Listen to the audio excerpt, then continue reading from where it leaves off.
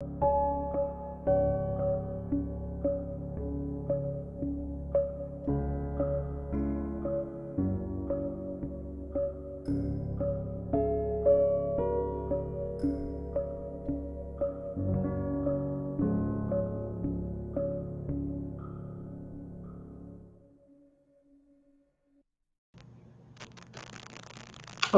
Not yesterday, Friday, I think it was, we finished we finished The 51 Day War by Max Blumenthal, which was, that was one of the best books I've read in a long time, but I haven't read like a book in that format in ages. For the past maybe decade or more, I've mostly focused on like educational content and historical content when I've been reading. I mean, this was historical content, but it was like in the form of like stories of actual people, I guess, and a bit of history intertwined between all of it.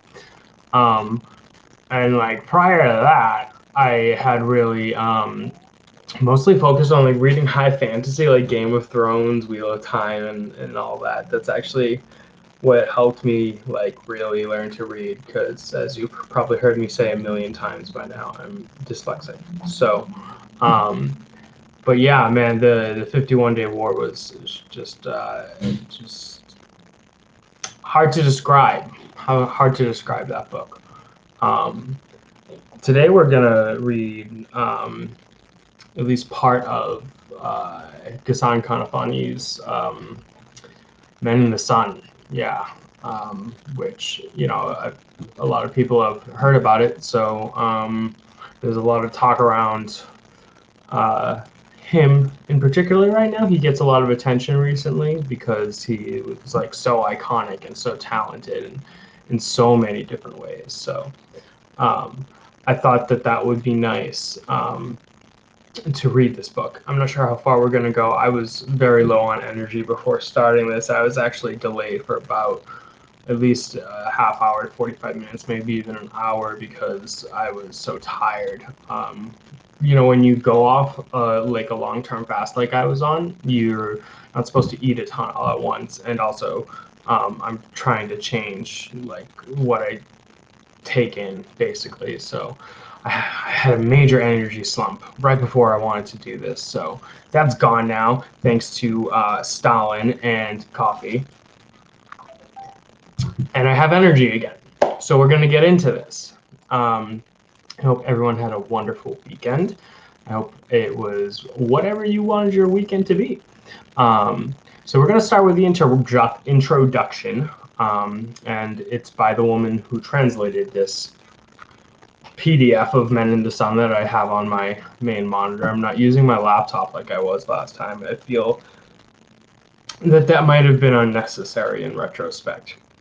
Hilary Kilpatrick is her name. She translated this and she wrote the introduction. I'm not sure. I doubt the introduction actually came with the original book, but I did skim through a small section of it, and it does seem to provide some historical context to Ghassan Kanafani. And so we're going to read that too. And then we'll see how far we go. So I guess, yeah, let's get it. Ghassan Kanafani was known in the West as the spokesman for the Popular Front of the Liberation of Palestine and as the editor of its weekly Al-Hadaf. But in the Arab world, he was considered a leading novelist and one of the foremost Palestinian prose writers. He was born in 1936 in Arse, northern Palestine, from which his family fled in 1948, settling finally in Damascus. After completing his studies, he worked as a teacher and journalist, first in the Syrian capital and then in Kuwait. Later, he moved to Beirut, where he wrote for several newspapers before starting Al-Hadaf in 1969. The magazine soon established itself and was widely quoted in the foreign press. Kanafani was, for a time, an active member of the Arab nationalist movement, but as his political ideas developed, he moved more towards Marxism. And eventually, he came to share George Habash's belief that the solution to the Palestine problem could not be achieved without a social revolution throughout the Arab world. Now, obviously, for those of you who don't know, George Habash was the founder of the PFLP. So, Kanafani and his niece were killed in an explosion of his booby-trapped car in July 1972. He left a widow and 2 children. His published works include 5 novels, 2 of them unfinished, 5 collections of short stories, 2 plays, and 2 studies of Palestinian literature. In his memoir that she published after his death, Kanafani's wife, Ani, wrote, "His inspiration for writing and working unceasingly was the Palestinian-Arab struggle.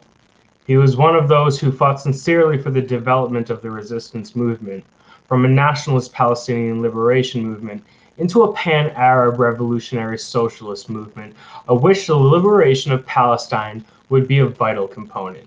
He always stressed that the Palestine problem could not be solved in isolation from the Arab world's whole social and political situation." This attitude developed naturally out of his own experiences. At the age of 12, Kanafani went through the trauma of becoming a refugee, and thereafter he lived in the exile in various Arab countries, not always with official approval. Men in the Sun, for example, was written, quote, "When the political situation in Lebanon was particularly unstable and Ghassan had to remain hidden at home for more than a month because of his lack of official papers," end quote. His people were scattered, many of them living in camps and struggling to make a living doing the most menial work. Their only hope lay in the future and in their children, for whose education they made enormous sacrifices. In a letter to his son, Kanafani wrote, quote, "I heard you in the other room asking your mother, 'Mama, am I Palestinian?' When she answered, 'Yes,' a heavy silence fell on the whole house. It was as if something hanging over our heads had fallen, its noise exploding. Then, silence. Afterwards, I heard you crying. I could not move. There was something bigger than my awareness being born in the other room through your bewildered sobbing. It was as if the blessed scalpel was cutting up your chest and putting the heart that belongs to you, putting there the heart that belongs to you. I was unable to move to see what was happening in the other room. I knew, however, that a distant homeland was being born again. Hills, plains, olive groves, dead people, torn banners and folded ones, all cutting their way into a future of flesh and blood, and being born in the heart of another child. Do not believe that man grows. No, he is born suddenly. A word, in a moment, penetrates his heart to a new throb. One scene can hurl him down from the ceiling of childhood onto the ruggedness of the road." His close involvement in the struggle for the recognition and restitution of Palestinian rights might lead us to expect that Kanafani's novels and short stories would be no more than vehicles for the preaching of those principles, albeit in an indirect form. Part of his achievement, however, lies in the fact that he avoided this pitfall, for rather than transfer experience directly from reality to the printed page, he reworked it to give it a more profound, universal meaning. The Land of Sad Oranges, another book he wrote, reveals the way in which he did this. The flight of Palestinians from their country is woven together with the themes of the reduction of the family to destitution and its children's loss of innocence.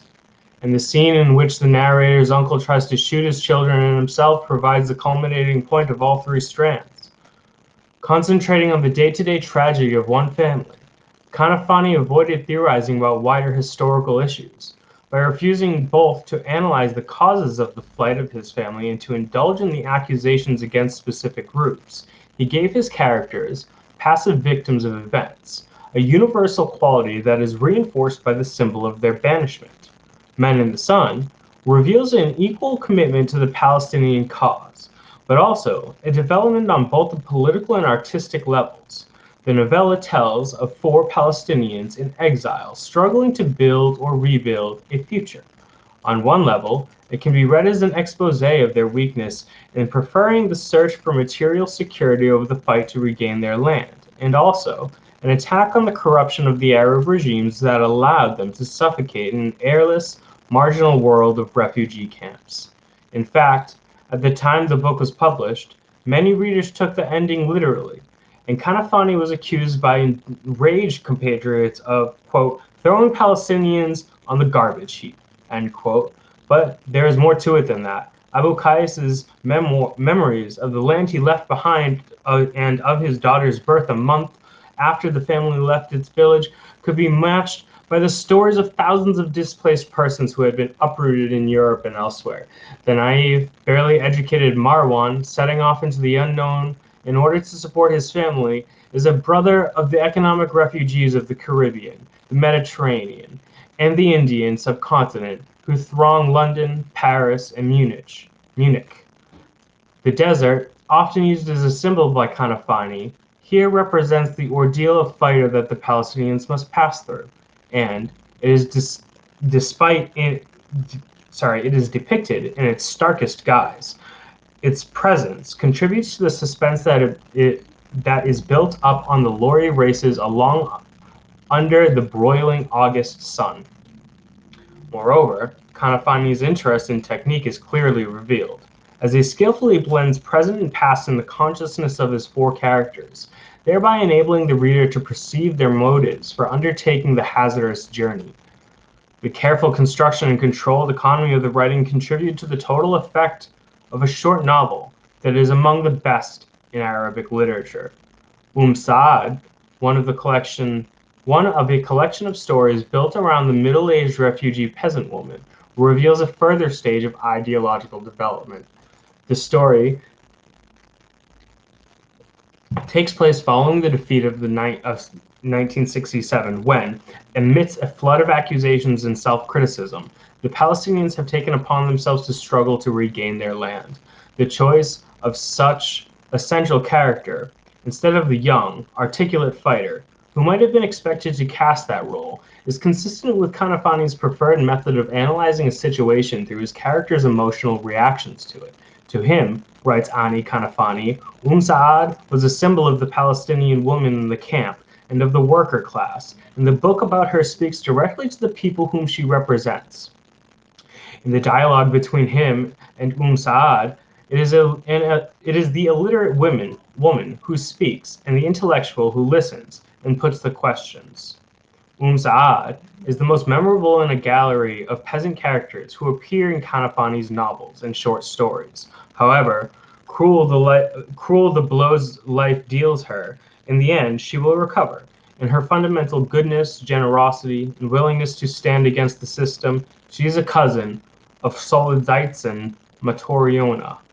Yet, this is scarcely an idealized portrayal. Saad is credible in her simplicity, and in writing about her Kanafani maintained an understated realism. The choice of peasant characters in general, and Saad in particular, is not without a political motive. The nature of Zionist colonization, with its stress on acquiring land, struck at the existence of the peasants, the largest section of Palestinian society.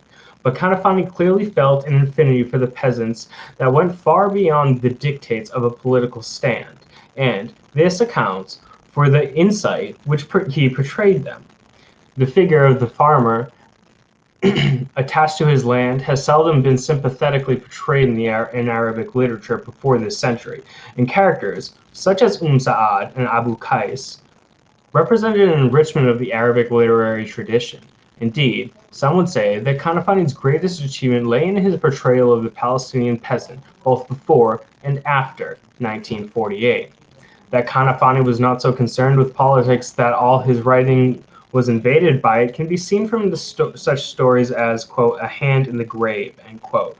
Because of this series of false positions in which the characters are placed or place themselves, what might have been a harmless dare turns out to have tragic consequences.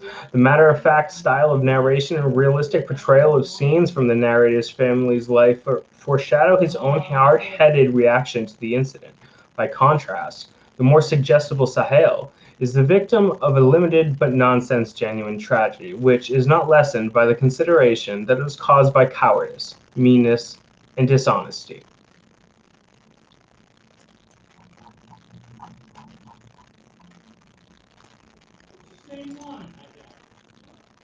The theme of tragedy brought about by the human weakness and petty vices repeats itself in many of Kanafani's stories.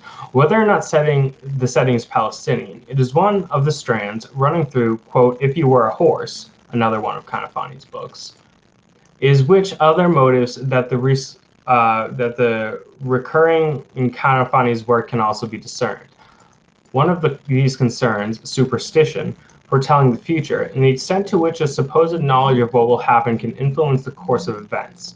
The son, who has respected his father's superstitious belief, fears that he may thus have brought about the disaster he sought to avoid. Kanafani set a puzzle for the reader.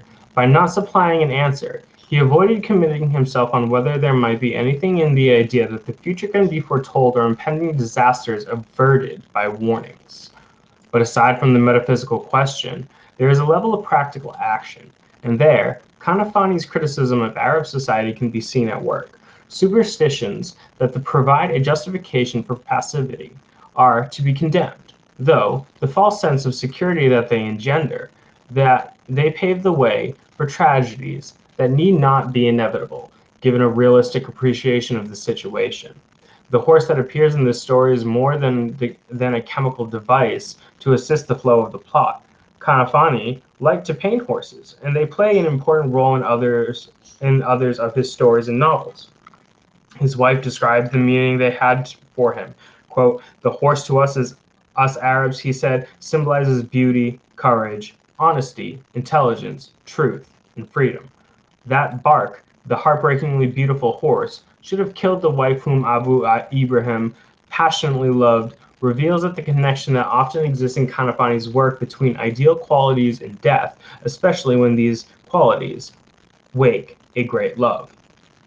A similar combination of motives, beauty, mysterious, tenderness, love, and death, is to be found in The Falcon, a haunting interweaving of symbol and reality. The setting, a nameless town being developed on the edge of the desert, and the engineers and guards working at the construction site could be duplicated all over the Gulf area. The use of this milieu by a Palestinian writer is particularly opposite.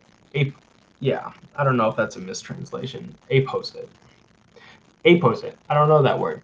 Anyways, since its desolate but financially rewarding conditions have attracted many Palestinian professionals who had been unable to find work elsewhere, the figure of Jaddan provides a stark contrast with this world. As a Bedouin, he represents an alien way of life, which in other circumstances may have been perceived as hostile or threatening. Here, though, paradoxically, it is their contact with the Bedouin guards that prevents the engineers from feeling completely isolated. Jaddan himself is a symbol of pride, of grandeur, and of devotion to an ideal so great that he sacrifices his life for it. Having given up all for a love that was doomed to tragedy, he waits, calm and unmoved, for death. Only his pride remains to him. In some of Kanafani's stories, the hero chooses death not for individualistic reasons, but in order to further the struggle of his people, thus illustrating the attitude toward death that Kanafani himself came to hold. Annie Kanafani relates her husband's response when a Western correspondent asked him shortly before he was killed whether death had a meaning to him. Quote, Of course death means a lot. The important thing is to know why. Self-sacrifice within the context of revolutionary action is an expression of the very highest understanding of life, and of the struggle to make life worthy of a human being. The love of life for a person becomes a love of life for his people's masses, and his rejection that their life persists in being full of continuous misery, suffering, and hardship. Hence, his understanding of life becomes a social virtue, capable of convincing the militant fighter that self-sacrifice is a redemption of his people's life. This is a maxim expression of attachment to life. Whew, what a quote. Continuing, Kanafani lived and died according to his ideals, yet, unlike many committed writers, he refused to impose an ideological scheme on his fiction in any sense but the most general terms. He believed that the role of literature in the transformation of society was different from that of other forms of writing, and it should therefore not be subjected to rigid rules applicable elsewhere. Thus, although his plays, novels, and short stories were written to serve the cause of Palestine, they have a universal appeal, thanks to his literary talents and his tenacity in preserving that freedom without which art is stifled. I'm honestly not sure how I feel about that introduction, in terms of like his motives and like how politics plays out in his storytelling. That being said, this is the first time I've read Ghassan Kanafani, so I don't know. It just seems like something somebody who's not a Marxist would say, and he was a Marxist. So we will see. Um, Men in the Sun. We are past the introduction. This is the actual book now. Abu Qais. Abu Qais rested on a damp ground, and the earth began to throb under him with tired heartbeats, which trembled through the grains of sand and penetrated the cells of his body. Every time he threw himself down with his chest to the ground, he sensed that a throbbing, as though the heart of the earth had been pushing its difficult way towards the light from the utmost depths of hell, ever since the first time he had lain there. Once, when he said that to his neighbor, with whom he had shared the field and the land he left 10 years ago, the man answered mockingly, "It's the sound of your heart. You can hear it when you lay your chest close to the ground."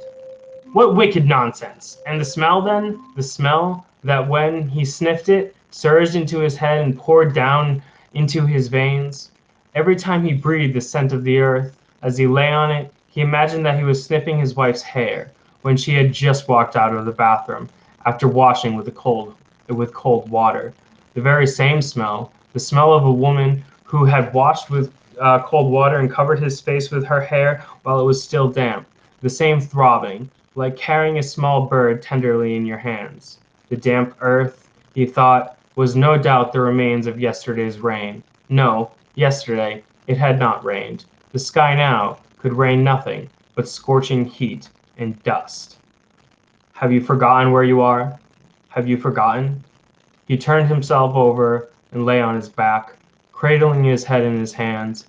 He started to stare at the sky. It was blazing white, and there was one black bird circling high up, alone and aimless.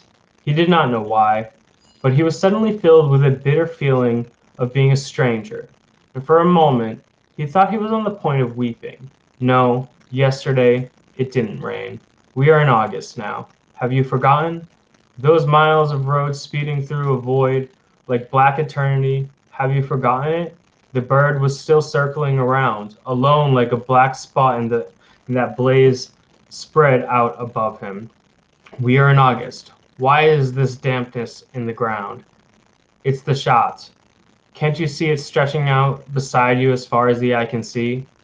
When the two great rivers, Tigris, Euphrates, meet, they form one river called the Shat al-Arab, which extends from just above Basra to Utsa Salim, a thinly grayed-haired old man, said it a dozen times in his loud voice to a small child standing beside the blackboard when he was walking past the school in his village. So he stood on a stone and began to eavesdrop through the window.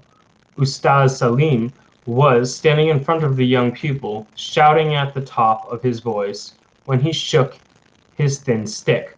Quote, "When the two great rivers, Tigris and Euphrates, meet," end quote, the child was trembling with anxiety, while the laughter of the other children in the class could be heard. Abu Qais stretched out his arm and tapped the child on the head. The child raised his eyes to him as he was eavesdropping by the window. "What's going on?" The child laughed and replied in a whisper. "Idiot," he threw back, got down off the stone, and went on his way, still followed by the voice of Ustaz Salim repeating, quote, "When the two great rivers, the Tigris and Euphrates, meet."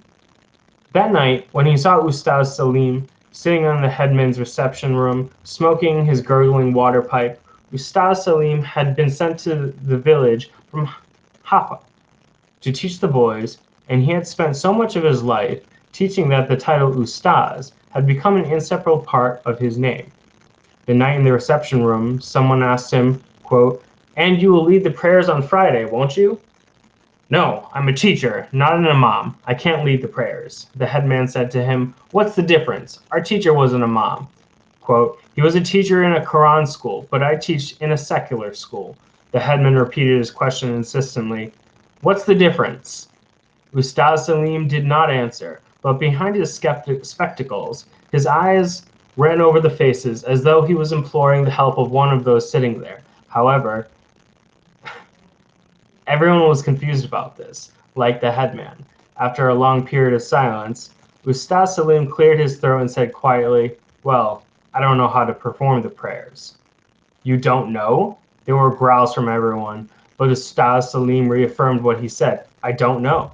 The seated men exchanged looks of surprise and then fixed their eyes on the face of the headman, who felt that it was for him to say something. He burst out without thinking, "And what do you know then?" Ustaz Salim seemed to be expecting a question like that, for he answered quickly as he was rising. "Many things. I'm a good shot, for instance." He reached the door and turned, and his thin face was trembling. "If they attack you, wake me. I may be of some use." This, then, was the shot that Ustaz Salim had spoken of 10 years before. He was lying thousands of miles and days away from his village in Ustaz Salim's school. The mercy of God, the mercy of God be upon you, Ustaz Salim. The mercy of God be upon you. God was certainly good to you when he made you die one night before the wretched village fell into the hands of the Jews. One night only. Oh God, is there any divine favor greater than that? Is it true that the men were too busy to bury you and honor you in your death, but all the same you stayed there, you saved yourself? Humiliation and wretchedness, and you preserve your old age from shame. The mercy of God be upon you, Ustaz Salim. If you had lived, if you had been drowned by poverty as I have, I wonder if you would have done what I am doing now. Would you have been willing to carry all your years on your shoulders and flee across the desert to Kuwait to find a crust of bread? He sat up, leaned on the ground with his elbows, and began to look at the great river again, as though he had not seen it before. So, this was the Shat al-Arab, quote, a vast river that streamers sail along carrying dates and straw, like a street full of passing cars in the center of town. That's what his son Kais had shouted, hurriedly, when he had asked him that night, "What is the Shat al-Arab?" He meant to test him, but Kais quickly answered in a loud voice, adding, "I saw you looking through the classroom window today." Abu Kais turned to his wife, who grinned. He felt a little embarrassed and slowly remarked, "I knew it before." "No, you didn't. You learned it today while you were peeping through the window." "All right. And what does it matter whether I know it or not? Is it the end of the world?" His wife glanced at him out of the corner of her eye and then said, "Kais, go play in the other room." When he slammed the door behind him, she turned to her husband. "Don't speak like that in front of him. The boy is happy because he knows it. Why do you discourage him?" He stood up, went over to her, and put her hands on her stomach, whispering, "When?" "In 7 months' time." "Ah, we want a girl this time." "No, we want a boy." But she gave birth to a girl named Hosna, who died 2 months later, the doctor said distastefully. She was extremely emaciated.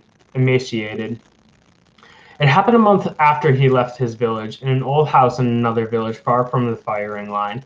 "Abu Kais, I feel like I'm going to give birth." All right, keep calm," he said to himself. "I wish the woman gave birth after pregnancy of 100 months. Is this the time for labor? Oh God, what? I'm going to give birth. Shall I call anyone? Umar. Where can I find her now? Hand me that cushion. Where can I find Umar? Umar. Oh my God. Lift me a little. Let me rest against the wall. Don't move much. Let me call Umar. Hurry, oh Lord of creation." He hurried outside, but as he shut the door behind him, he heard the cry of a newborn child, so he turned back and put his ear to the wood of the door. The roar of the shot, the sailors shouting to each other, the sky blazing, and the blackbirds still circling aimlessly. He got up, brushed the earth from his clothes, and stood looking at the river. More than any time in the past, he felt alien and insignificant. Rubbing his head over his rough chin, he brushed from his head all the thoughts that had gathered like teeming hosts of ants.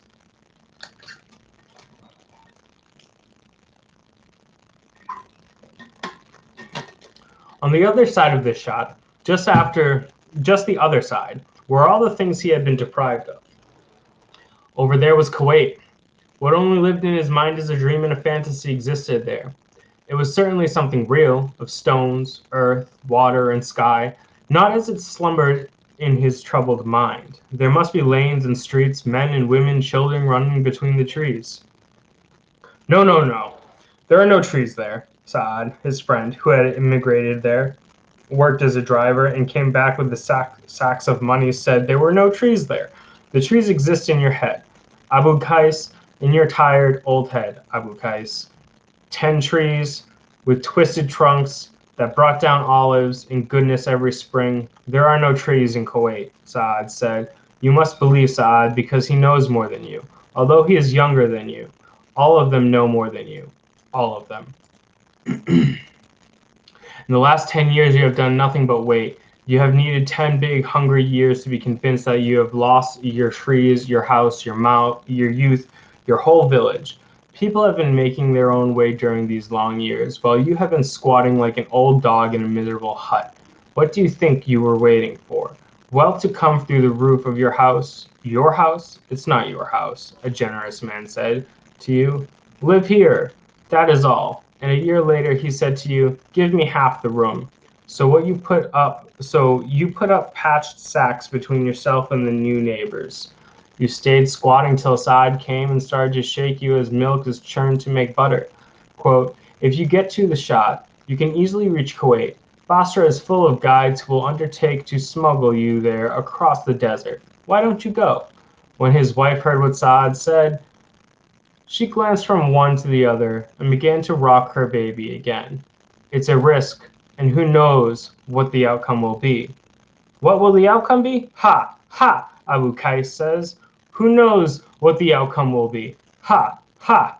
Then Saad looked at her and said, have you heard what your husband says? Who knows what the outcome will be? As though your life were like eating yogurt. Why doesn't he behave like us? Is he better? She did not raise her eyes to Abu Qais, who was hoping she would not. Do you like this life here? 10 years have passed and you live like a beggar. It's disgraceful. Your son, Qais, when will he go back to school? Soon, the other one will grow up. How will you be able to look at him when you haven't... All right, that's enough. No, it's not enough. It's terrible. You're responsible for a big family now. Why don't you go there? What's your opinion?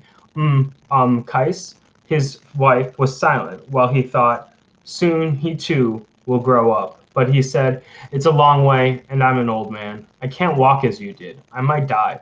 No one in the room spoke. His wife was still rocking her child. Saad gave up insisting, but the rough voice exploded inside his own head. Die. Who says that it isn't preferable to your life at the moment? For 10 years, you have been hoping to return to the 10 olive trees that you once owned in your village. Your village. Ha! He turned to his wife. What do you think, Qais? She gazed at him, whispering, it's just as you think. We'll be able to send Qais to school. Yes. And perhaps buy 1 or 2 olive shoots. Of course. Maybe we'll be able to build a shack somewhere. Certainly. If I arrive. He broke off and looked at her. He had known that she would start weeping. Her lower lip would tremble a little and then would well up, gradually growing bigger and slipping down her brown, wrinkled cheek. He tried to say something that he was unable to. A choking lump was tearing his throat, a lump just like the one he had felt when he arrived in Basra, and went to the shop belonging to a fat man whose job was smuggling people from Basra to Kuwait. He stood before him, bearing on his shoulders all the humiliation and hope that an old man can carry, and there was a blanket of echoing silence after the fat proprietor of the office had repeated, it's a difficult journey, I tell you. It will cost you 15 dinars. Of those men who do not expect the head of the family to accomplish miracles, I'll take 20 dinars from you. and you will find yourself in Baghdad. 20 dinars? Yes, and you must help me the whole way too. We'll set off the day after tomorrow. I must deliver a small car to a rich Baghdadi who has spent part of the summer in Ramallah and then decided to return to Baghdad by plane. But 20 dinars? Abdul Abd looked at him intently and then exploded. I'll save your life for $20. Do you think you'll spend your life here in hiding? Tomorrow, they'll arrest you. But where from? Where can I get you 20 dinars from? Borrow them. Borrow them. Any friend will give you 20 dinars if he knows you are traveling to Kuwait. 20 dinars? 20. 20. To Baghdad, directly. But he lied to him. He took advantage of his innocence and ignorance, tricking him, making him get out of the lorry after a journey on a burning hot day, telling him that he must walk around H4 so not as to fall into the hands of the frontier guards, then promising to meet him on the road. But I don't know this area. Do you realize what it means for me to walk all this distance around H4 when the sun is at its height? Abd hit the dusty sides of his lorry again. They were standing by themselves a mile before H4. He shouted out, "What do you think will happen? Your name is registered at the frontier post. If they see you with me now, without a passport or an exit visa, a plotter against the state, what do you think will happen? Stop making difficulties. You are as strong as a bull, and you can move your legs. I'll meet you on the road beyond H4. They all talked about roads. They said, quote, you will find yourself on the road, and all they knew of the road was its blackness and its pavements. Here was the fat man, the Basran smuggler, repeating the very same tale. Can't you hear? I'm a very busy man. I told you, 15 dinars, and I will get you to Kuwait. Of course, you will have to walk a little, but you are young and strong. It will not do you any harm. But why don't you listen to me? I told you that I will give you the money when we reach Kuwait. You will get there. You will get there. How? I swear to you on my honor that you will get to Kuwait. You swear on your honor. I swear to you on my honor that I will meet you beyond H4. You have only got to walk around the damned place, and you will find me waiting for you. He had given H4 a wide berth. The sun was pouring flame down on his head, and he climbed the yellow slopes. He felt he was alone in the world. He dragged his feet over the sand as though he were walking on the seashore after pulling up a heavy boat that had drained the firmness from his legs. He crossed hard patches of brown rocks like splinters, climbed low hills with flattened tops of yellow earth like flour. If they had taken me to the desert prison, Al Jafar at H4, I wonder if life would have been kinder than it is now. Pointless, pointless. The desert was everywhere. Abdul Abid had given him a headdress, and he had wrapped it around his head, but it was no use for keeping off the blaze. Indeed, it seemed to him that it too was catching fire. The horizon was a collection of straight, orange lines, but he had taken a firm decision to go forward, doggedly. Even when the earth turned into shining sheets of yellow paper, he did not slow down. Suddenly, the yellow sheets began to fly about, and he stopped to gather them up. Thanks, thanks. This damn fan makes the papers fly about in front of me, but I can't breathe without it. Ha! What have you decided? Are you sure the guide you send with us won't run away? How will he be able to run away, you fool? There will be more than 10 of you. He won't be able to escape from you. Where will he take us to? As far as the Jara road beyond Motla. There, you will be inside Kuwait. Will we have a lot of walking to do? 6 or 7 hours? No more. 4 hours later he reached the road. He had left H4 behind him, and the sun had set behind the brown hills, but his head was still burning, and he had the feeling that his forehead was dripping blood. He sat down on a stone and gazed into the distance at the end of the straight black road.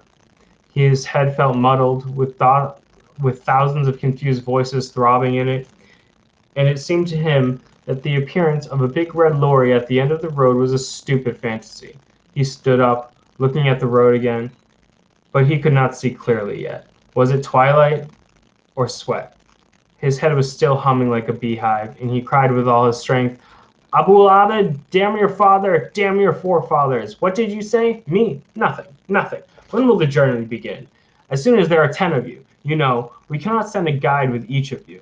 So we wait till the number reaches 10, and we will send one guide with them.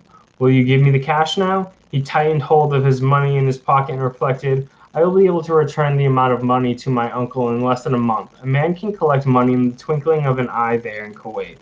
Don't be too optimistic. Dozens of people have gone before you and come back without bringing a penny with them. All the same, I'll give you 15 dinars, 50 dinars, if you have asked for. You must realize that they are the fruits of a lifetime. Then, why do you give me the money if you are sure that I won't return it to you? You know why, don't you?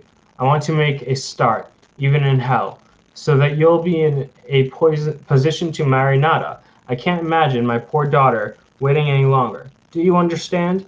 He felt the uttered insult would wound his throat, and he had the urge to give the 15 dinars back to his uncle, to throw them in his face with all the strength in his arms and all the hatred in his heart. To marry him off to Nada? Who told him that he wanted to marry Nada? Just because his father had recited Fatiha with his uncle when he and Nada were born on the same day? His uncle considered that was fate. Indeed, he had refused 100 suitors who had asked for his daughter's hand and told them she was engaged. O God of devils, what told him that he, Assad, wanted to marry her? Who told him that he ever wanted to get married? Here he was now reminding him again. He wanted to buy him for his daughter as you buy a sack of manure for a field. He tightened his grip on the money in his pocket and got ready to get up, but when he touched it, there in his pocket, soft and warm, he felt he was holding the keys of his whole future. If he allowed his rage to get the better of him now and gave the money back to his uncle, he would never be offered the opportunity to obtain 50 dinars by any means.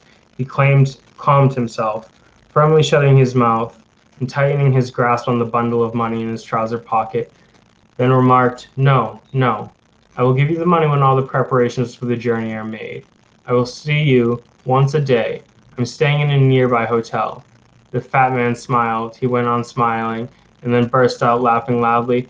It's better for you not to waste your time, my boy. All the smugglers ask the same price. Have we come to an agreement among ourselves? We have come to agreement among ourselves. Don't wear yourself out. All the same, keep your money till the preparations are made. It's up to you. What's the name of the hotel where you are staying? The Schatz Hotel. Ah, the Rat's Hole Hotel. The wild rat ran across the road, its little eyes shining in the car's headlamp. The blonde woman said to her husband, who was concentrating on driving, It's a fox. Do you see it? The husband, a foreigner, laughed. You women, you make a rat into a fox. We've already been going for 42 minutes. I'm pretty tired, so we're going to stop and we're going to continue tomorrow. So yeah, love this book so far. It's great. Anyways, power to the people and free Palestine.